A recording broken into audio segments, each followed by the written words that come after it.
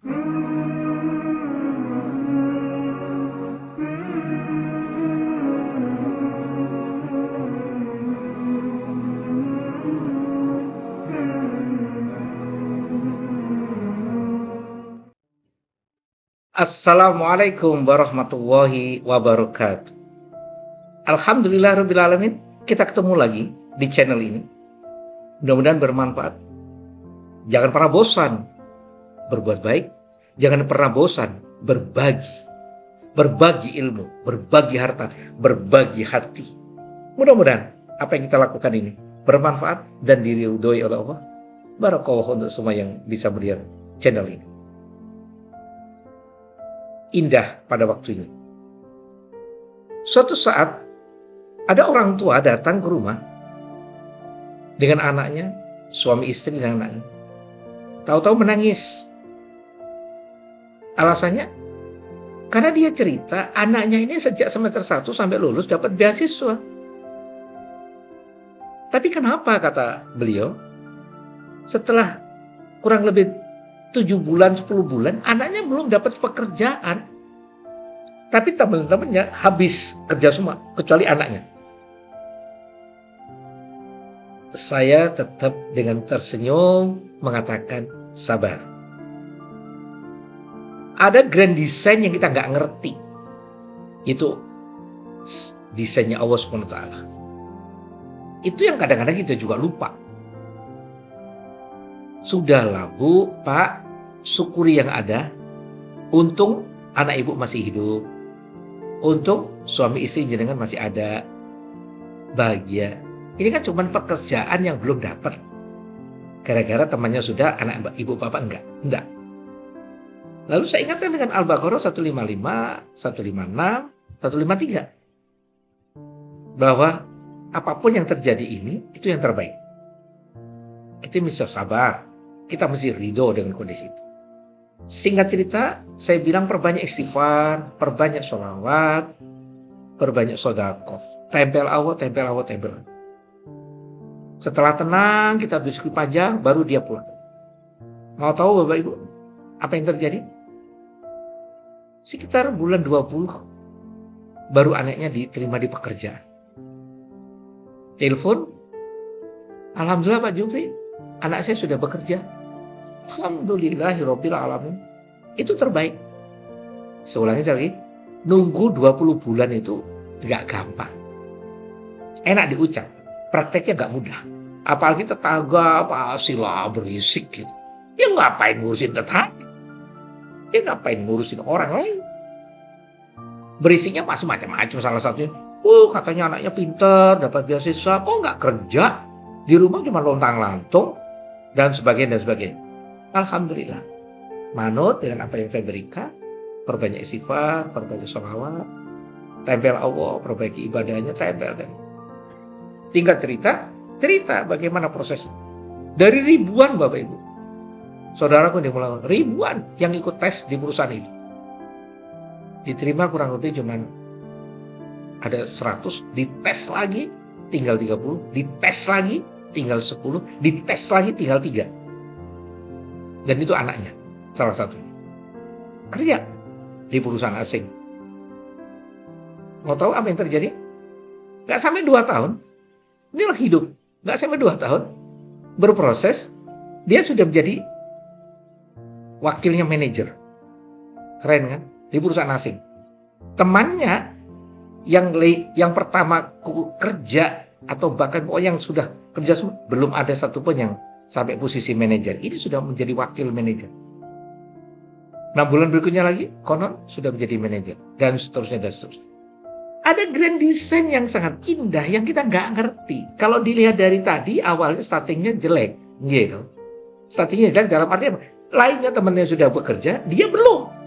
Itu kalau nggak sabar, berat. Itu. Pasti mencaci maki Allah. Ya Allah yang... Saya sudah sholat, saya sudah tahajud, saya nggak kerja, anak saya belum kerja, pasti begitu. Pasti mencaci maki. Ada yang kita lupa, ada grand design, pasti itu terbaik. Siapa? Grand design-nya Allah SWT. Maka dari itu, saudaraku dimulakan dulu. Jika mengalami hal yang kita tidak inginkan terjadi, kembalilah. Paling aman, evaluasi diri. Cek ibadah kita kepada Allah. Cek bagaimana dengan Rasulullah SAW. Apakah kita bersolawat? Cek dengan orang tua kita. Jangan-jangan kita berani dengan orang tua. Jangan-jangan kita tidak pernah mendoakan orang tua. Jangan-jangan kita pernah menaiskan orang tua. Jangan-jangan kita tidak pernah membahagiakan dan senyum pun untuk orang tua juga enggak. Kesuksesan anak, suami, istri tergantung bagaimana kita dekat dengan Allah, Rasulullah SAW, dan orang tua kita. Di dalam rumah tangga suami istri, hati-hati. Istrimu juga menentukan kondisi itu. Suami anak akan menjadi luar biasa jika ada dua wanita yang hebat. Siapa itu? Ibunya suami, ibunya istri, dan istrinya. Jika dua wanita ini sudah ahli ibadah, bismillah, akan luar biasa. Saatnya ada guncangan akan kembali pada posisi yang luar biasa. Kembali pada cerita tadi, ada indah pada waktunya. Jangan ukur oleh ego kita. Tidak bisa kehidupan dipakai kalkulator matematika 2 tambah 2, 4, 2 tambah 3, 5. Tidak bisa. Ada yang di luar nalar pun muncul. Satu kisah lagi, supaya kita menjadi tertarik. Suatu saat, laki-laki ini jomblo, anggaplah usianya 35. Teman-temannya bully semua, karena dia dari angkatannya yang belum nikah. Setiap sholat selalu berdoa, temukan istri yang soleha. Setiap sholat harus ketemukan istri yang soleha. Kisahnya apa? Keluar dari tempat sholat, waktu itu musola atau masjid, lah kok digigit anjing. Kentolnya digigit anjing, cerat. Apa yang terjadi? Oh, namanya kentol digigit anjing. Pasti kalau itu tidak iman, marahnya setengah mati. Ada apa anjing gigit kentol saya? Apa yang terjadi? Akhirnya yang melihat peristiwa itu dilarikannya ke IGD rumah sakit, dirawat di sana. Mau tahu apa lanjutan cerita ini? Istrinya ternyata susternya. Ya tentunya para jomblo-jomblo jangan terus nanti keluar dari cerita ini terus cari anjing supaya gigit kentol. Enggak juga, bukan begitu. Ini sebuah kisah yang indahnya luar biasa di akhir. Kata guru kami, Kiai Haji Iyalumuddin, ono wayahe. Nek durung wayahe, mbok kubero kaya apa, tapi tetap berusaha loh ya. Enggak boleh berhenti kita. Enggak akan ketemu. Nek wis wayahe, ono ae dalane. Itulah jalan Allah. Maka saya ulang sekali lagi, jangan pernah berhenti kondisi apapun, tetap bersyukur, tetap bergerak positif, tutur kata, pemikiran dan seterusnya, dan jangan pernah berhenti. Gagal boleh, menyerah jangan. Kembali pada cerita tadi, setelah digigit kentolnya dirawat di rumah sakit itu, karena tiap hari ketemu suster itu, Witing Trisno jalaran soko kulino atau soko glibet. Akhirnya kenalan, cocok matching. Jadi istrinya setelah sembuh. Allahu Akbar. Itulah rahasia yang kita nggak ngerti.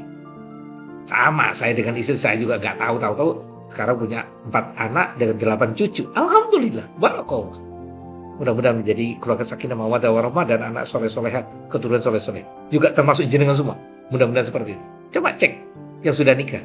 Suamimu, istrimu. Ceritanya kan aneh-aneh. Ya itulah rahasia yang kita nggak ngerti. Maka kuncinya adalah indah akan ketemu pada waktunya. Tetap bergerak bersama Allah. Jangan berhenti sampai kita meninggal. Bergerak adalah barokah. Terus bergerak sama Allah. Karena yakinkan bersama Allah pasti bisa. Bersama Allah pasti ada solusinya. Indah pada waktunya. Mohon maaf, mudah-mudahan bermanfaat. Assalamualaikum warahmatullahi wabarakatuh.